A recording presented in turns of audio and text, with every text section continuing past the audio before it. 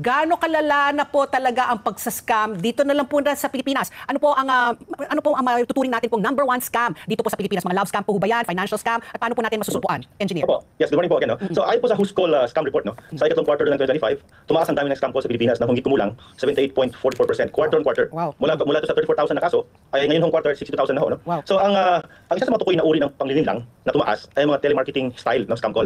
So ibig sabihin po, ito yung mga tawag sa telepono na ginagaya o pinapanggap na mula sa bangko, credit card company, sample may mga promo sila, may upgrading credit limit, may reward, may loan offer, upang linlangin yung mga biktima, no, or yung mga customers ng mga bangko. So meron ding paglipat mula sa SMS or text scams tungo sa voice calls. At pati na rin sa yung mga pag-uso ng paggamit ng mga link, no, sa SMS o yung sa mensahe sa social media or sa messaging app. So ito po yung mga trend ngayon na based doon sa nakikita ng Who's Call at nakikita rin namin sa GFCE.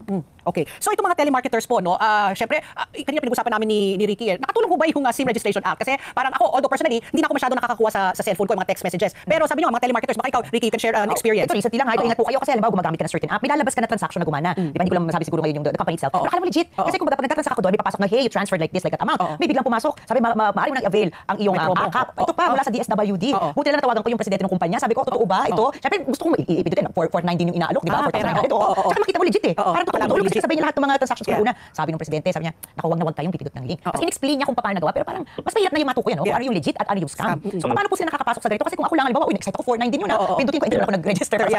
So ito po yung tinatawag natin na social engineering, no? So it targets the social aspect of a person. So alam mo, yung ibang tao kasi, karamihan sa ating mga Pilipino, minimum natin yung hindi, ay kung makita tayo ng promo opportunities na malaking return sa atin, ay sometimes nawawala yung ating security mindset.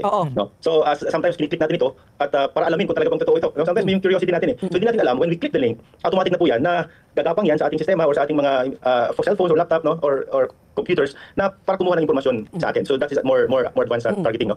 So sa mga layman's naman, sa mga ating mga simple na mga mamayan na gusto lang gumamit ng mga technology na ito, kailangan nilang mag-ingat. No? It's too good to be true lagi. No? Kailangan nilang mag-ingat doon sa mga offers na parang suntok sa buwan. No? Doon pa lang ay kailangan na ma-alerto ka. Bakit ako bibigyan ng 5,000 isang samantala 500 lang nilagay ko? You know? So this is even the banks cannot give you that. Even kahit yung si Bombay hindi ka pwede bigyan ng ganun, di ba? I mean these are the things that dapat If it's too good to be true, it must be false.